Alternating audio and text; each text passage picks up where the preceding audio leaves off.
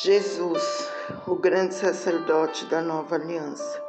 A coisa mais importante de tudo, o que estamos dizendo, tem a ver com o sacerdote que nós temos. Ele é o grande sacerdote que está assentado no céu, do lado direito do trono de Deus, o Todo-Poderoso. Ele faz o serviço no lugar santíssimo, na verdadeira tenda, que foi armada pelo Senhor e não por seres humanos. Todo grande sacerdote é escolhido para apresentar a Deus as ofertas e os sacrifícios de animais. E por isso é necessário que o nosso grande sacerdote tenha também alguma coisa para oferecer.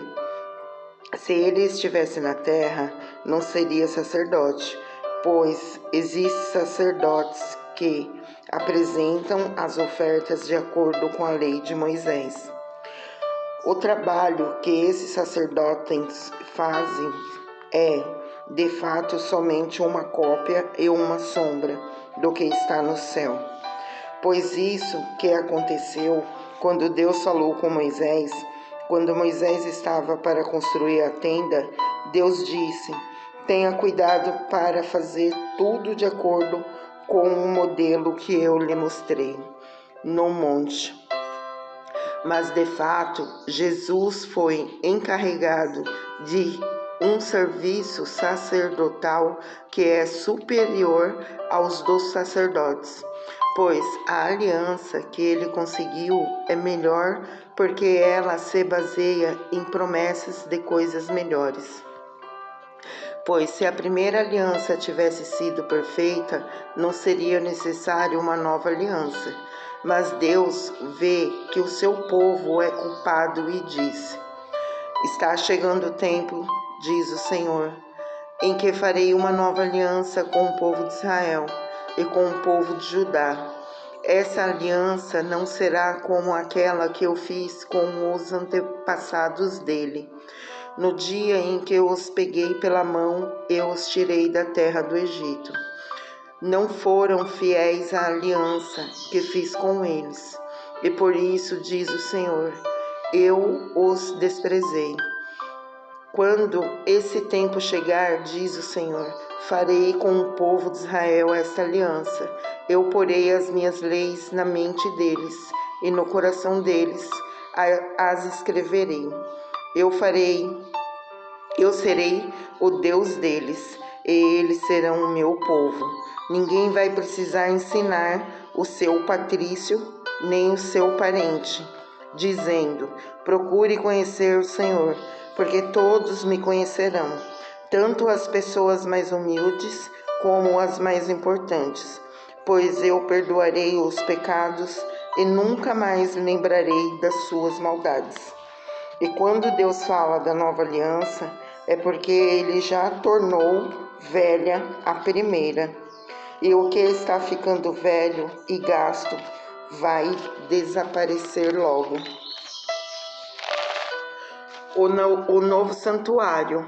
A primeira aliança tinha leis sobre adoração e tinha também um santuário construído por seres humanos, onde se adorava a Deus. Foi armado uma tenda dividida em duas partes. Na parte da frente, chamado Lugar Santo, ficavam os candelabros e a mesa com os pães oferecidos a Deus. Atrás da segunda cortina ficava a parte que era chamada de Lugar Santíssimo. Ali estava colocado o altar de ouro, onde era queimado o incenso.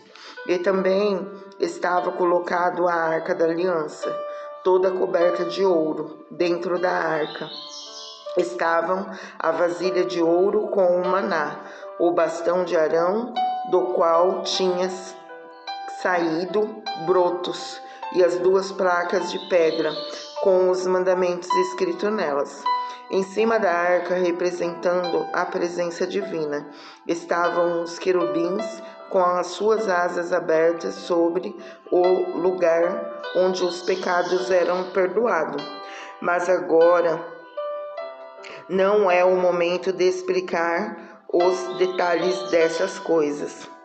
Depois de tudo isso ter sido preparado, os sacerdotes entram todos os dias na parte da frente da tenda, que é o lugar santo, para cumprir os seus deveres religiosos. Mas somente o grande sacerdote entra na parte de trás, que é o lugar santíssimo. E isso apenas uma vez por ano.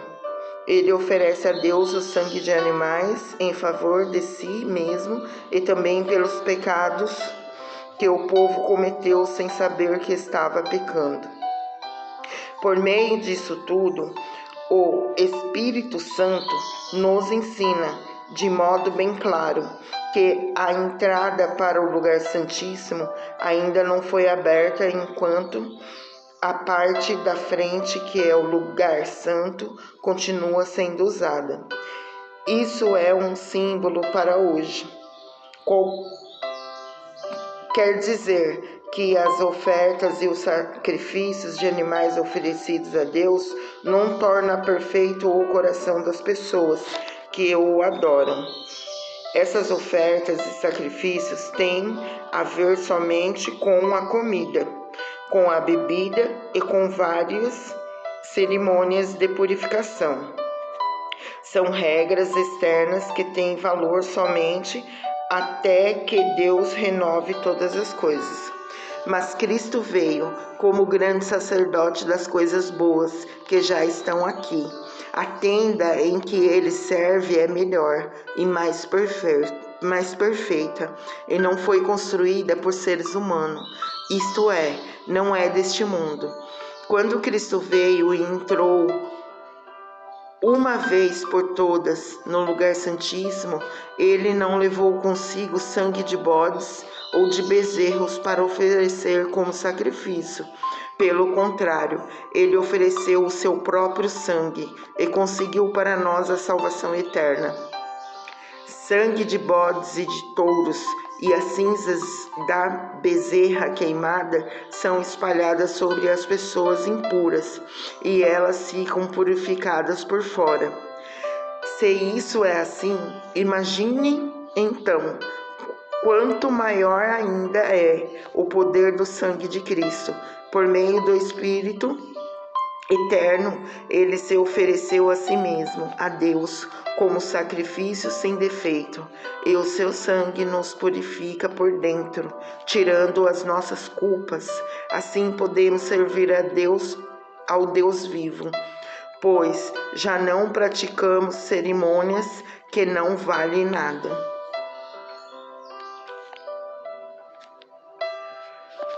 Recebamos essas palavras em nome de nosso Senhor Jesus. A morte de Cristo e a nova aliança. Portanto, é Cristo quem consegue fazer uma nova aliança, para que os que forem chamados por Deus possam receber as bênçãos eternas que o próprio Deus prometeu. Isso pode ser feito porque houve uma morte que livrou as pessoas dos pecados que praticaram, enquanto a primeira aliança estava em vigor. Onde há um testamento, é necessário provar que a pessoa o que fez já morreu, pois o testamento não vale nada enquanto estiver vivo quem o fez. Só depois da morte dessa pessoa é que o testamento tem valor. É por isso que a primeira aliança entrou em vigor somente com o uso do sangue de animais. Em primeiro lugar, Moisés anunciou ao povo todos os mandamentos, conforme estavam na lei. Depois pegou o sangue dos bezerros e dos bodes, misturou com água e borrifou o livro da lei, e todo o povo, usando lã tingida de vermelho e hisopo, então disse: Este é o sangue que sela a aliança, que Deus mandou vocês obedecerem.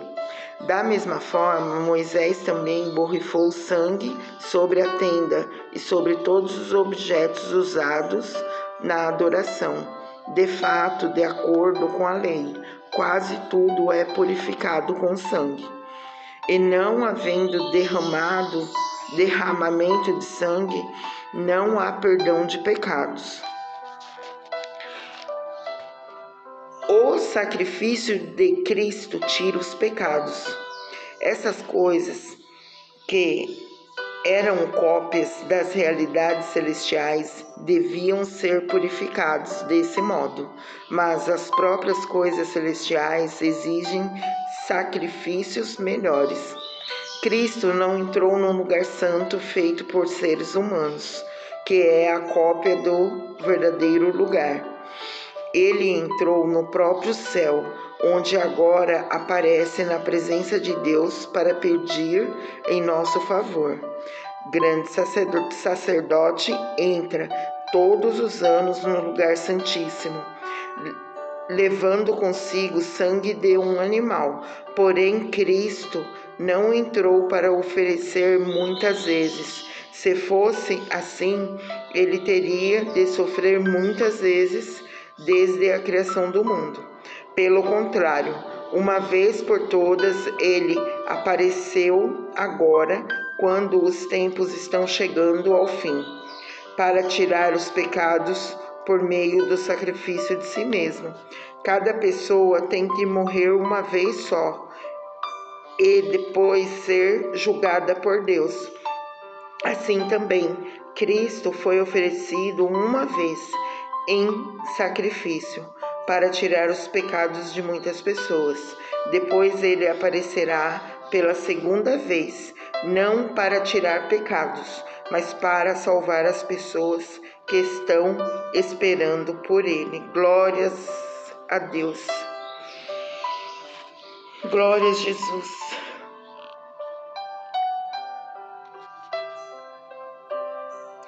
A lei dada por Moisés não é um modelo completo e fiel das coisas verdadeiras, é apenas sombra das coisas boas que estão por vir. Os mesmos sacrifícios são oferecidos sempre, ano após ano. Portanto, como pode a lei, por meio desses sacrifícios, aperfeiçoar as pessoas que chegam perto de Deus? Se as pessoas que adoram a Deus tivessem sido purificadas dos seus pecados, não se sentiriam mais culpadas de nenhum pecado, e todos os sacrifícios terminariam. Em vez disso, esses sacrifícios, realizados ano após ano, servem para fazer com que as pessoas lembrem dos seus pecados, pois o sangue de touros e de bodes não pode, de modo nenhum, tirar os pecados de ninguém. Por isso, Cristo, ao entrar no mundo, disse: Tu, ó Deus, não queres animais oferecidos em sacrifícios, nem ofertas de cereais, mas preparaste um corpo para mim. Não te agradam as ofertas de animais queimados inteiros no altar, nem os sacrifícios oferecidos para tirar pecados. Então eu disse: Estou aqui, ó Deus, venho fazer a tua vontade, assim como está escrito ao meu respeito no livro da lei. Primeiro ele disse: Tu não queres sacrifícios ou ofertas de animais, e não te agradam as ofertas de animais queimados inteiros no altar, nem os sacrifícios oferecidos para tirar pecados. Ele disse isso, embora todos os sacrifícios sejam oferecidos de acordo com a lei. Depois ele disse: Estou aqui, ó Deus, para fazer a tua vontade. Assim Deus acabou com todos os antigos sacrifícios e pôs no lugar deles o sacrifício de Cristo. E porque Jesus Cristo fez o que Deus quis, nós somos purificados do pecado pela oferta que ele fez, uma vez por todas, do seu próprio corpo. Todo sacerdote judeu cumpre todos os dias os seus deveres religiosos e oferece muitas vezes os mesmos sacrifícios, mas esses nunca poderão tirar pecados. Porém, Jesus Cristo ofereceu um sacrifício para tirar pecados, uma oferta que vale para sempre, e depois sentou-se ao lado direito de Deus. Ali Jesus está esperando até que Deus ponha os seus inimigos como estrado debaixo dos seus pés. Assim como um sacrifício, só Ele aperfeiçoou para sempre os que são purificados do pecado. E o Espírito Santo também nos dá o seu testemunho sobre isso.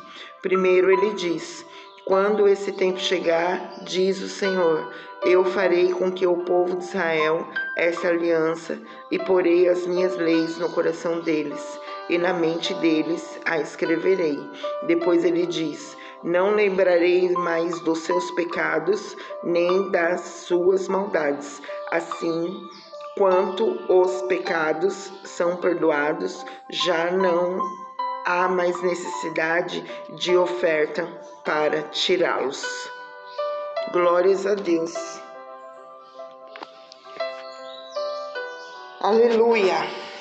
Compartilhe essa palavra em nome de nosso Senhor Jesus. Fiquem com Deus.